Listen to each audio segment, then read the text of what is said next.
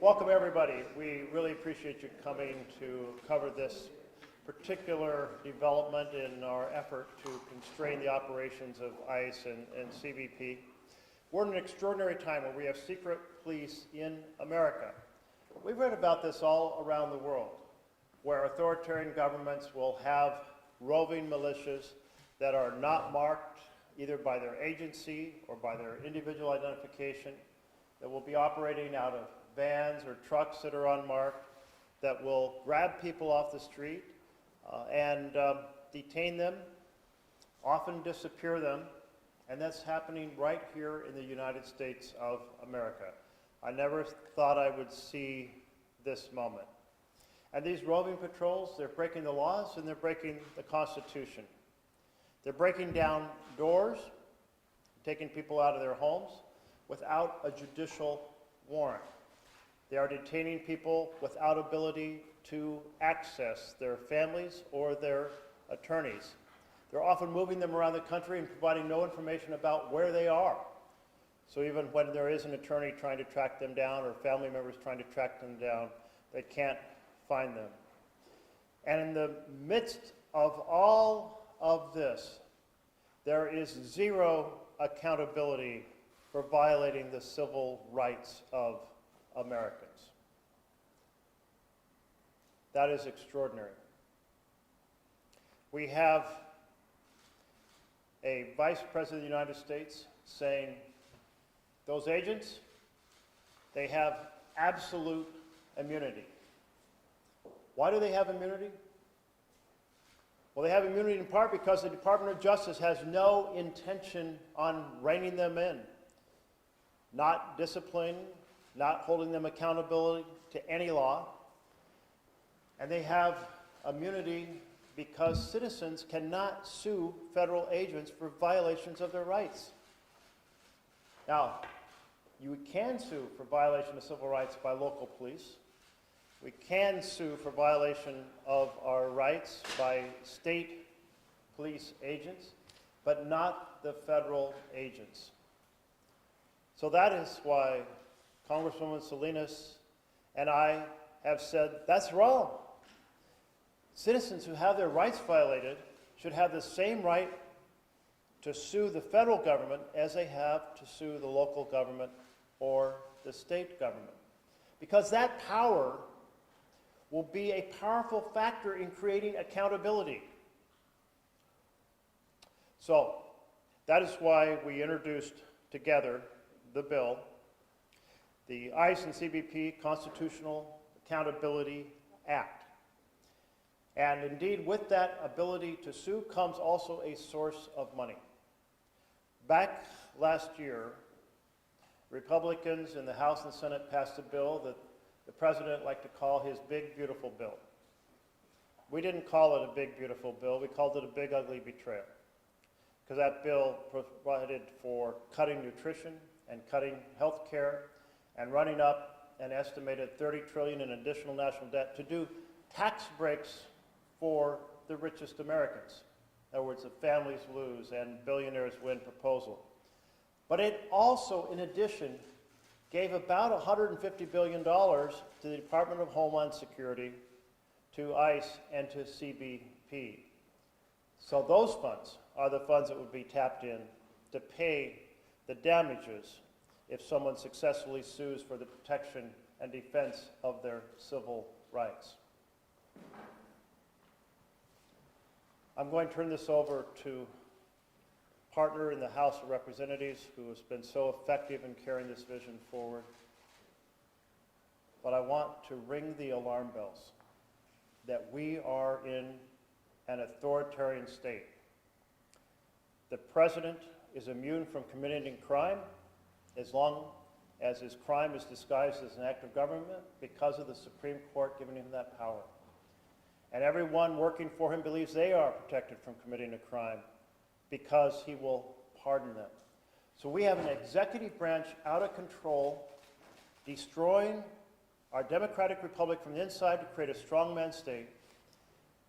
And a huge piece of this are these out of control, roving secret police militias from ICE and CBP, and we have to put an end to it. They're violating our rights. They are disrupting our communities. They are terrifying people throughout the land. I turn it over to Congresswoman Salinas. Good morning, and thank you, Senator Merkley. Thank you to Isa Pena, Nancy Flores Lopez, Jimena Van Dyke, and the brave families who will share their stories. We're here, as Senator Merkley said, because essentially nobody should be above the law. And we're here because President Trump's immigration vigilantes are violating our constitutional rights across the United States, not just here in Oregon, but everywhere, from Oregon to Minnesota and beyond.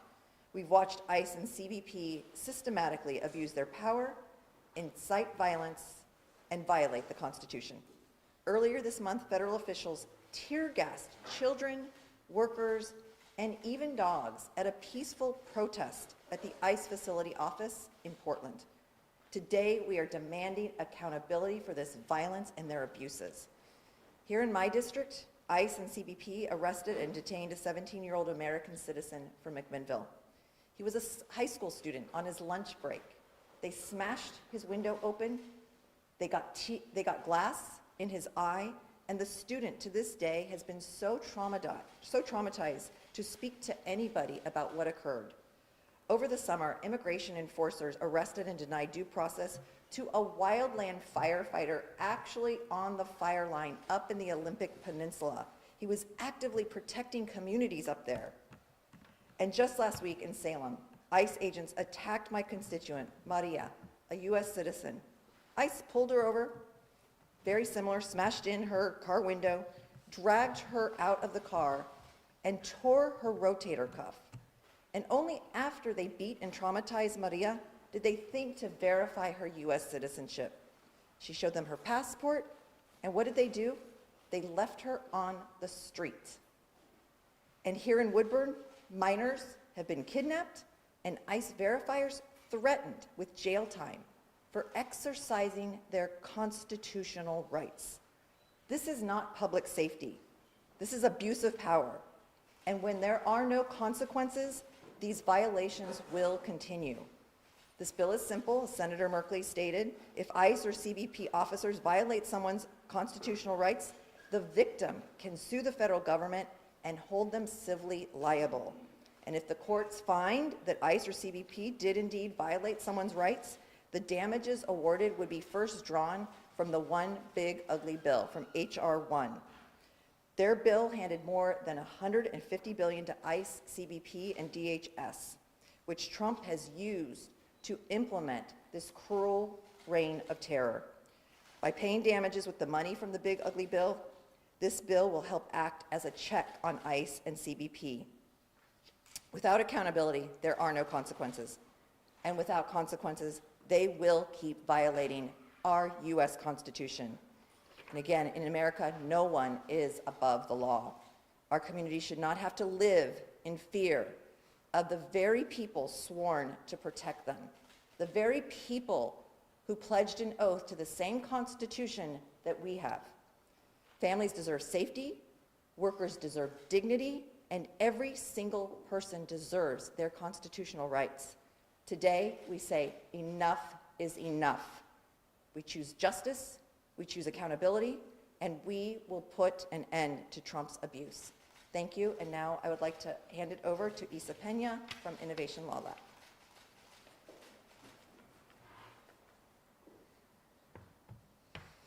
Thank you so much, Congresswoman Salinas. My name is Isa Pena, and I'm the Director of Strategy at Innovation Law Lab.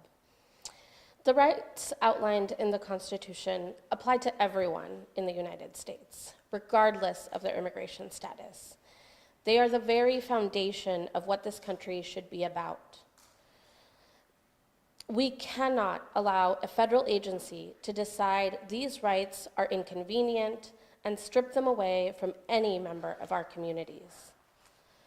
For the safety and well-being of all of us, we must hold these federal agencies accountable, defend due process, and remain united. Under this administration, we have seen some of the most significant ICE presence in Oregon in many years. We are seeing deeply troubling reports of warrantless arrests, denial of access to counsel, failure to meaningfully assess flight risk, racial profiling and intimidation, the use of arrest quotas and manufactured paperwork, and use of high-tech surveillance to target entire neighborhoods, and so much more. Immigrant Oregonians are mothers, are fathers, they're construction workers, they're farm workers, doctors, students, and they are a critical fabric of Oregon.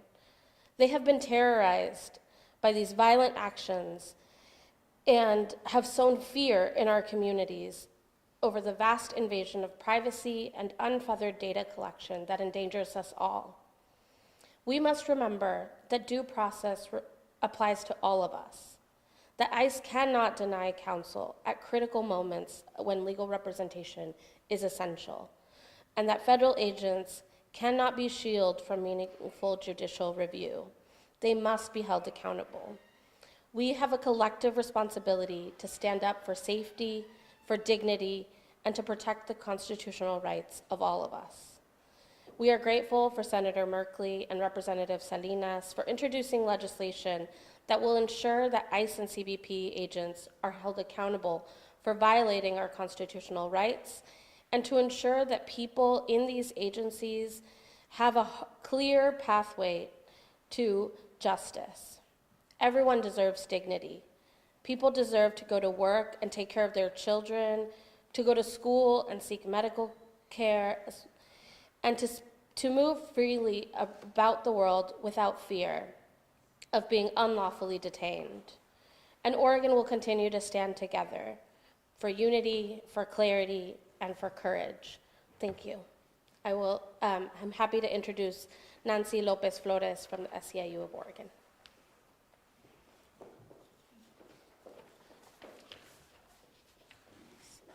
Just 2 weeks ago, I went through one of the most traumatic events I've ever experienced. Who would have ever thought that a simple afternoon out to cash a check and buy a cake would turn into a night in the hospital emergency room? I was driving on a quiet, less populated street that I use a lot. I wasn't speeding. I wasn't weaving on the road. I was followed for several blocks by a black, unmarked SUV, which started flashing its police lights. I was pulled over and then boxed in by this SUV and another vehicle. So I couldn't go anywhere, like a criminal wanted for a violent crime. I was frozen in fear and too frightened to respond when these agents started banging on my window. Papers, papers. I've never been asked to show papers anywhere.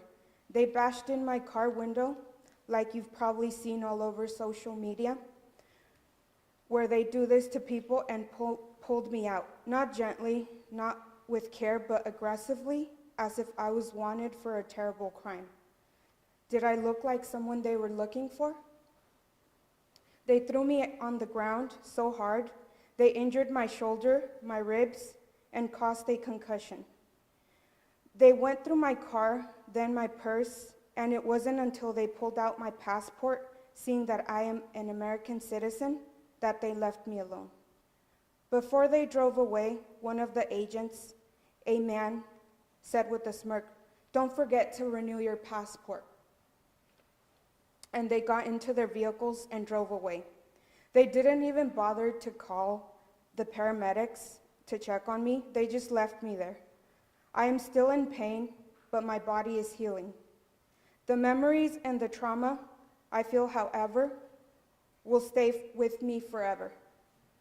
My family and I are afraid to go out to places we used to, shop.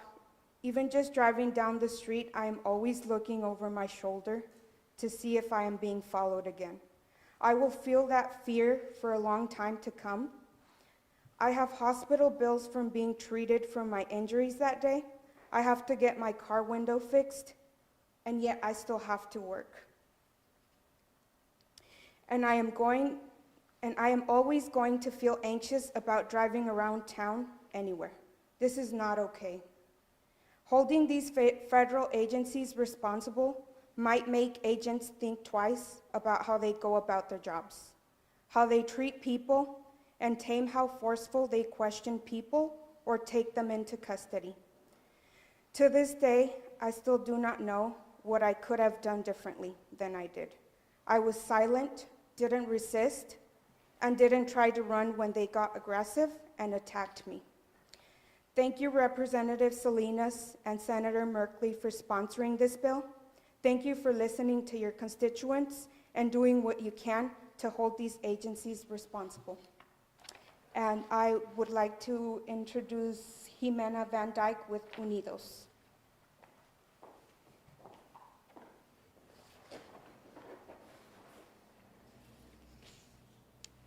Good morning. I'm here today to speak about something that should concern every person in this country, regardless of political party, background, or immigration status.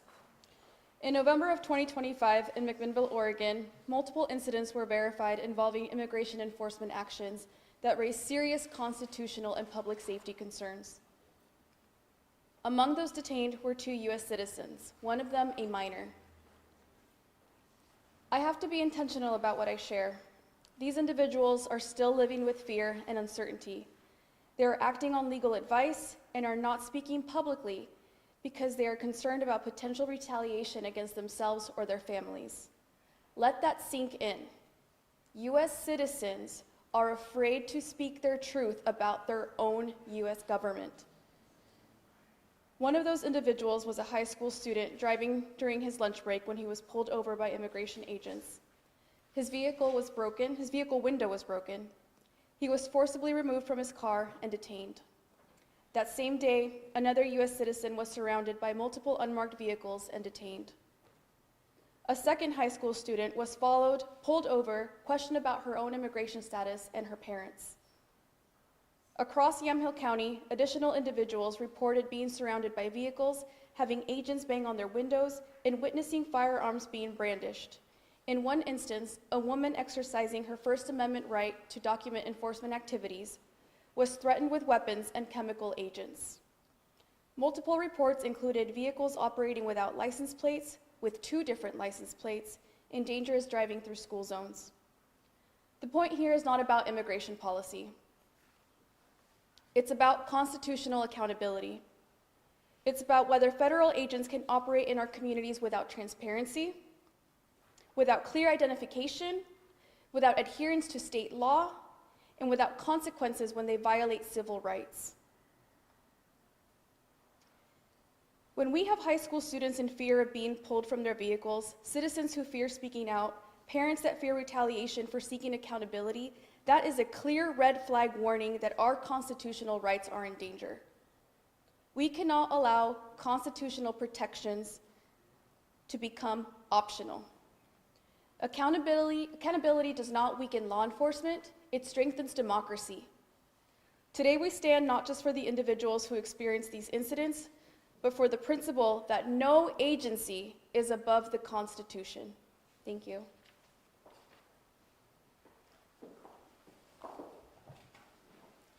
Yeah, thank you so much to all of you. And we want to open this up to any questions that the press might have for any of our presenters.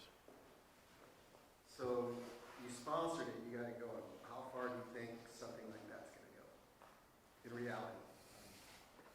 So the broader context right now is the last 2 weeks we've been in negotiations with Republican leadership of the House and Senate, with the President of the United States over a series of reforms that need to be made before the Department of Homeland Security bill is passed.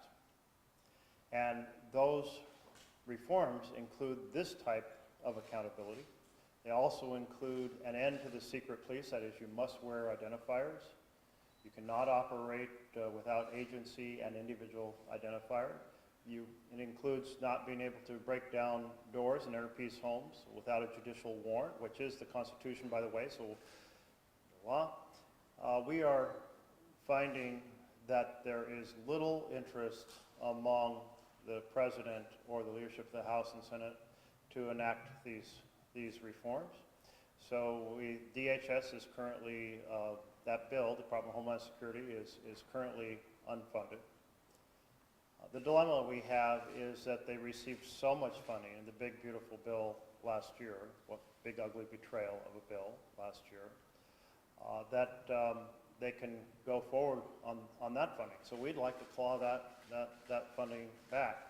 Meanwhile, we want to press on every front. We want to build basically a lot of co-sponsors to this bill, take each of these pieces of the puzzle, press it forward, have the American people be aware that we have a government operating with impunity.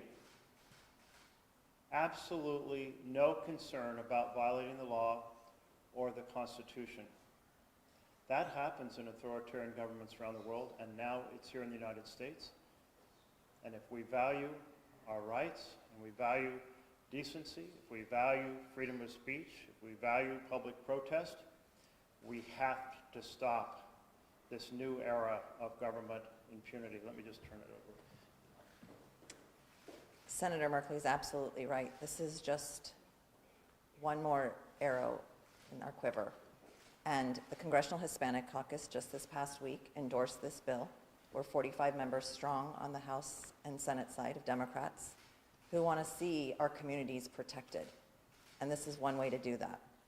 I have now voted against the DHS funding bill twice, and I have come out with a list of demands along with our congressional delegation, along with the Congressional Hispanic Caucus, along with the Democratic Caucus, to basically say we need accountability tools, because otherwise Trump and his ICE vigilantes are going to run roughshod, not just over our immigrant communities, not just over people with brown skin, but they are brazen enough to kill Americans on the streets of the United States.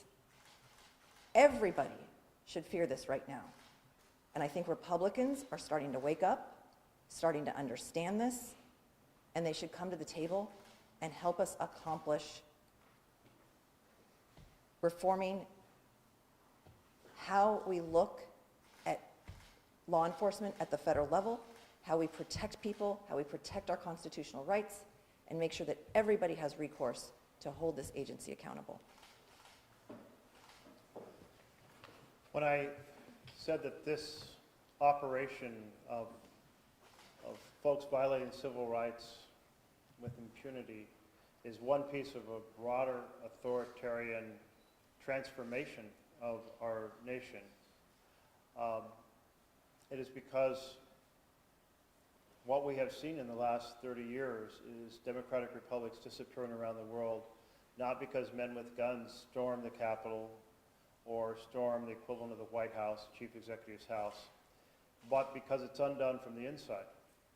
And so I put together this pamphlet, Ring the Alarm Bells, in which I laid out the 10 strategies that authoritarian presidents are using to destroy democracies from the inside, and then ask the question, are these things happening here? And the answer is all 10 of them are happening here in the United States of America right now under this Trump presidency. They're seeking to create a super presidency, an authoritarian state, and its citizens who are protesting in the streets, and its citizens who are organizing for the next election in November, who are going to save our republic. And I'm absolutely confident that we will save our republic, but it will only happen. We do everything we can to ring the alarm bells, and everything we can to create accountability where there is none currently. Do you all want to add anything to that first question? Go ahead, Julia.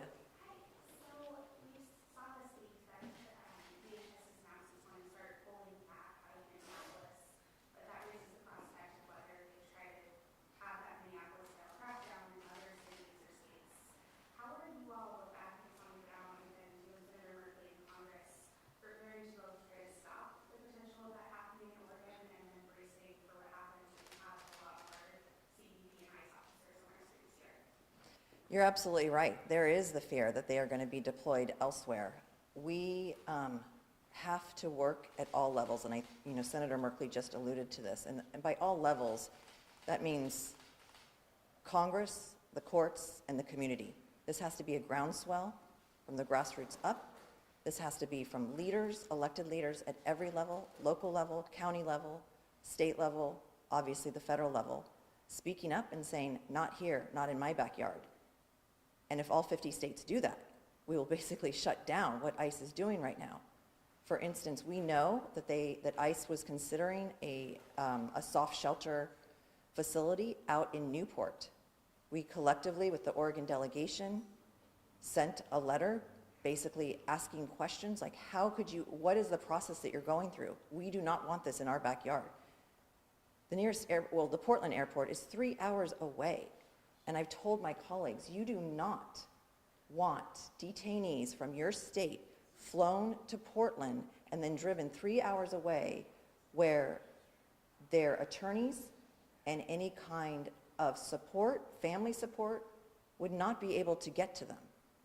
This is part of what they are planning, and we know this. So we have to continue to speak out on all of these fronts. And I know it feels like a lot right now, but it is working. Speaking out on every level, trying to put forward legislation, trying to put forward letters, people writing to their members of Congress, people honking and having protests on street corners in every city across America is telling Congress, do your duty. Stand up for the Constitution. Stand up for due process. I'll stop there. We know that they're buying warehouses up across the nation. So what we're seeing in Minnesota when they say they're withdrawing, it's a tactical retreat. But as long as Stephen Miller is driving immigration policy and Kristi Noem is driving Department of Homeland Security, what we're seeing is they are preparing not for a reduction in their operations, but an expansion of the operations. They are still hiring rapidly hundreds, thousands of new agents. They are buying up these warehouses to create massive sets of detention centers all across America. And we keep hearing rumors that Oregon is high on the president's list. So we don't know if those agents being drawn out of Minnesota are coming here, but we better prepare as if they are. I'm Other sorry questions? we are at time. I didn't mean to interrupt you there, Senator. Anything else? Thank you all very much for covering this. We are at an extraordinary moment we never thought we would be at, where it isn't just ordinary policies that we're debating. We are debating and fighting to save our republic. Thank you. And thank you so much to the folks who joined us today. Thank you.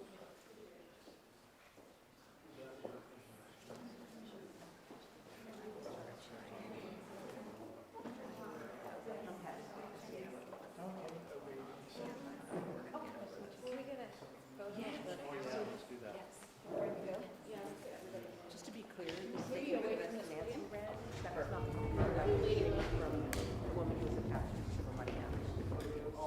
So the statement, she's not the person who was attacked, it was